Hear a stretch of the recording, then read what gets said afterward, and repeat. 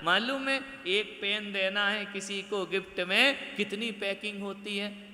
बड़ा सुंदर सा कागज लगेगा, उसमें प्लास्टिक का फीता लगेगा, फिर उससे फूल बनाया जाएगा, फिर उस पर लिखा जाएगा कॉम्प्लीमेंट्स विथ यू, ये सब लिख करके आप भेजते हो। क्यों इतना? पेन ऐसे भी तो दे सकते हो, ऐसे दोगे तो वो उपहार नहीं कहलाएगा। वह ऐसे ही पेन पकड़ा दिया है, लेकिन उपहार देने आजकल ये हो गया जमाना कि माल से ज्यादा पैकिंग महंगी हो गई है, पैक कराना महंगा हो गया, क्योंकि बिना पैकिंग के तो वह उपहार उपहार नहीं लगता है। वैसे ही धर्म में भी पैकिंग की जरूरत है। ये मुकुट टुकुट बांध के बिठा दिए, ये वस्त्राभूषण पहना दिए, क्यों? दूसरा देखेगा तो कहेगा ऐसा विधान का अवसर हमको भी उठाना चाहिए, हमको भी करना चाहिए। ऐसी हुक पैदा हो जाए, लोगों की लगन पैदा हो जाए, लोग धर्म से जुड़ना प्रारंभ कर दें। पंच कल्याणक का इतना बड़ा रूप क्यों दिया जाता है? हजारों लोगों को पता चल जाए भव्य जिनालय का निर्माण हुआ है, जिनेंद्र भगवान की प्रतिमा विराजमान की है, जो कभी नहीं आते वह भी आकर के भगवान के दर्शन कर लेते। ये होती है धर्म वात्सल्यता। ध्यान रखना, वात्सल्य अंग का अर्थ होता है इस तरह से वात्सल्य भाव लाओ, लोगों धर्म से जुड़ जाएं। आज कहते रात में मत खाना, तुम खाओगे तो बताओ हमारा क्या बिगड़ेगा? बोलो, हमको नरक हो जाएगा क्या? नहीं होगा। लेकिन क्या करते हैं? कहें सीख गुरु करुणाधार, करुणा के कारण ये संसार में फंसे भोगी लोग, संसारी लोग, इनसे त्याग नहीं होता, इनसे संयम नहीं होता। फिर गुरु के मन में करुणा आती है, ये संयम त्याग नहीं करेंगे तो इनका क्या होगा, इनका कल्याण कैसे होगा? ये भी धर्म ध्यान है। जगत का कल्याण कैसे हो, ये भावना भाना धर्म ध्यान का अंग हुआ करता है।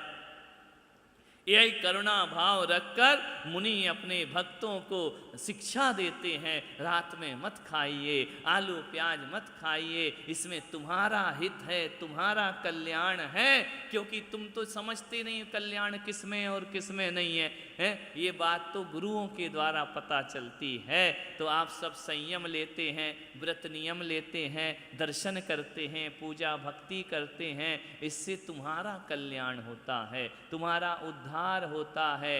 एको जिनेंद्र भगवान की पूजा ये ही तुम्हारे कल्याण में समर्थ है, और कोई तुम्हारा कल्याण नहीं कर सकता है। अरिहंत भगवान के अतिरिक्त हमारा उद्धार पंच परमेष्टि के अतिरिक्त कोई भी नहीं कर सकता है।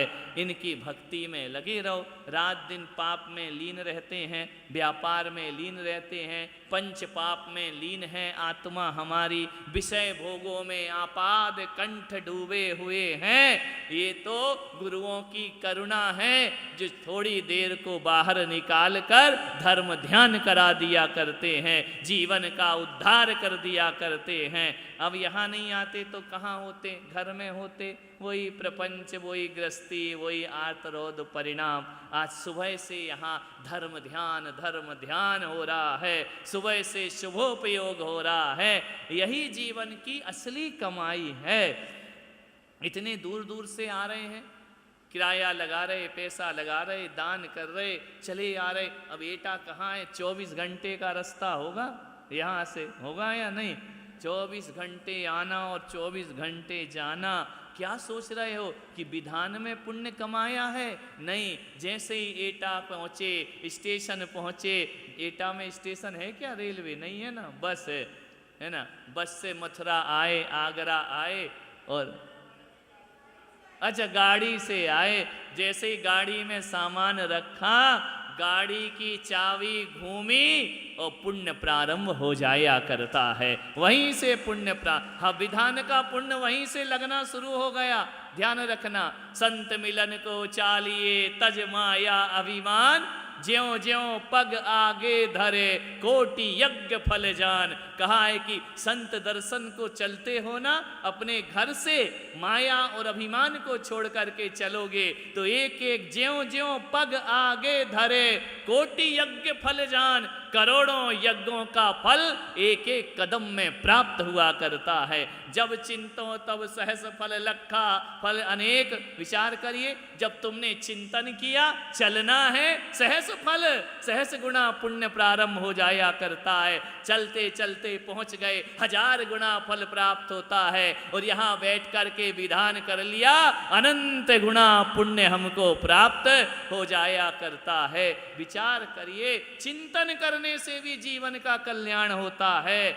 आप तो यहाँ आकर चिंतन भी कर रहे, पूजन भी कर रहे, रास्ते भर यही चला होगा, गाड़ी कब पहुंचेंगे, कितना बज गया, कितना दूर बचा है, कैसा होगा, कैसा मंदिर होगा, महाराज बात करेंगे कि नहीं करेंगे, प्रदीप तुम ले तो आए हो, कैसा चलेगा, पूजा करना है, आनंद आएगा या नहीं आएगा, हम तो पहली बार जा रहे हैं। ये सब बातें क्या हैं? ये बातें नहीं हैं, ये पुण्य कथा है जो संत और भगवंत की बैठकर की जा। ये पुण्य कथाएं इनको ही कहा जाता है, ये पुण्याश्रव की कथाएं हैं। और यहाँ से जब जाओगे ना, यही बातें चलेंगी, अरे बड़ा अच्छा बना, कितना बढ़िया मंडल सजा था, कितने बढ़िया संगीतकार था, कितना बढ़िया आहार देने को आज प्राप्त हुआ है, आज विधान किया, बड़ा जब तक घर जाओगे यही बातें चलना है तुम्हारी, यही बातें। तो सोचिए, 24 घंटे वो, 24 घंटे जाना, 12 घंटे यहाँ। अब सोचो आपने कितना पुण्य अर्जन किया है, ये जीवन के कल्याण में कारण है। ध्यान रखना, 4 ग्रुप मिले, संसारियों की बात करना पाप की कथा है, 4 लोग बिठे, साधु संत तीर्थों की बात करना ये पुण्य की कथा होती है। पुण्य का मतलब ये थोड़ी कि अकेली माला फेर लिया, अभिषेक कर लिया, ये भी पुण्य है, लेकिन पुण्य कथा ही किंतु आपकी हर लेती है कलमश कोस। आपकी बातें भी जो करता है भगवान, उसके भी पाप कर्मों का नाश हो जाए। बातें करने से भी हो जाता है। गाड़ी में ग्रुप में जाओगे, तीर्थ की, भगवान की, महाराज की बातें करोगे, इन बातों से भी कर्मों का नाश होता है। ये पुण्य कथा है महापुरुषों की। ऐसा जीवन को धन्य करो, कानों को सार्थक करो ये कथा सुन करके, जिह्वा को सार्थक करो धर्मात्माओं की बात करके, नयनों को तृप्त करो धर्म स्थल तीर्थ स्थल को देख करके। जब भी आंखें बंद करो, आदिनाथ भगवान के दर्शन हो जाए, जीवन तुम्हारा सार्थक और सफल हो जाएगा। बस जितना महाराज के सानिध्य में रहो, कुछ दिन तो करंट रहता है ना, कि नहीं रहता? यहाँ से जाओगे 1-2 दिन तो पावर रहेगी, ऊर्जा रहेगी बस। और जिस दिन लगे कि बैटरी लो होने लगी, फिर से कहना प्रदीप उठाओ गाड़ी और चलो जिन शरणम में भगवान के दर्शन करने के लिए। कहीं भी जाओ, तीर्थों के दर्शन करो। बहुत अच्छा लगा, यहाँ पर विधान हुआ और मैं भी थोड़ा बिजी यहाँ के काम धाम में, मीटिंग आदि में रहता हूँ।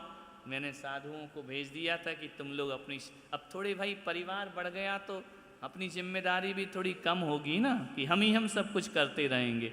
जब नई नई बहुएं आ जाती हैं तो सास फ्री हो जाती है ना। सास को थोड़ी तो फुर्सत मिलना चाहिए ना, कि हम सास बनाए खिलाए सब कुछ करे, तुमको भी खिलाए तुम्हारे पति को भी खिलाए। नहीं, थोड़ी तो रेस्ट उनको मिलना चाहिए। तो इतना बड़ा परिवार बनाया है, सब बैठे हुए हैं। ये मत बोलो कि कुछ बोल रहे हैं, कुछ नहीं बोल रहे हैं, नहीं बोल रहे हैं। मौन भी साधु का प्रवचन हुआ करता है, शांत भी साधु का प्रवचन हुआ करता है। इतनी सी देर में तुम कितने स्टूल बदल चुके हो, बोलो कब से बैठे हुए हैं। देखो ये साधना होती है। कितना स्टूल, ये कमर दुख रही, ये पैर दुख रहा, ये दुख रहा, पैर दुखने लगे, उठ के नाचने लगे।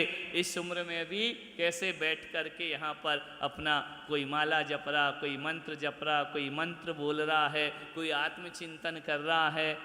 विचार करिए, ये साधना, ये तपश्चर्या हुआ करती है। इतनी देर तुम बैठ के बताओ। इसलिए तो पूजा में थोड़ा थोड़ा नृत्य होता है कि पैर सही हो जाए तुम्हारे, नहीं तो बैठे बैठे सूजन आ जाएगी उनमें।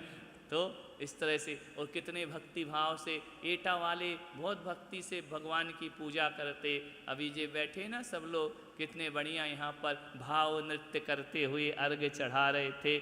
मुझे मालूम है एटा का वो व्यक्ति, आज भी मुझे याद है, जब मैं एटा में था आज से 20 साल पहले, नाम तो मैं भूल गया, कि वह रोज श्रृंगार करके इंद्र बन के भगवान की पूजा करते थे।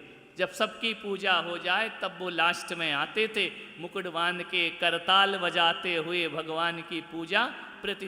मैं सामायिक में बैठता था और उनकी घुंघरुओं की आवाज़ आने लगती थी। ऐसी भक्ति वहाँ पर वो व्यक्ति, नाम मैं भूल गया हूँ, सुभाष जी है ना, हाँ अभी हैं, हाँ, तो बहुत अच्छे से भक्ति भाव से भगवान की पूजा कर, उनके लिए रोज ही विधान था और रोज ही पंच कल्याणक था। तो उन्हें देख कर के मेरा मन बहुत प्रसन्न हो जाता था, और भीड़ भाड़ में नहीं आते थे वो, सबकी पूजा हो जाए तब लास्ट में आकर वो और भगवान, तीसरा कोई नहीं, ऐसी भगवान की पूजन करते थे। विचार करिए, सोचना है आपको, ऐसी भक्ति भाव से एटा में बहुत भक्तियां हैं। और एटा जिला तो वो जिला है, हमारे दादा गुरुओं का जिला है। आचार्य विमल सागर जी महाराज, आचार्य शर्मती सागर जी महाराज जैसे महान तपस्वी वहाँ पर हुए हैं। और 1 2 3 बार तो मैं भी एटा गया हूँ, प्रदीप लगे हुए हैं, फिर एटा चलो, फिर एटा चलो, फिर एटा चलो। हमने कहा पहले हमारा ये एटा निपट जाए, है ना, तब फिर विचार करेंगे। तो इस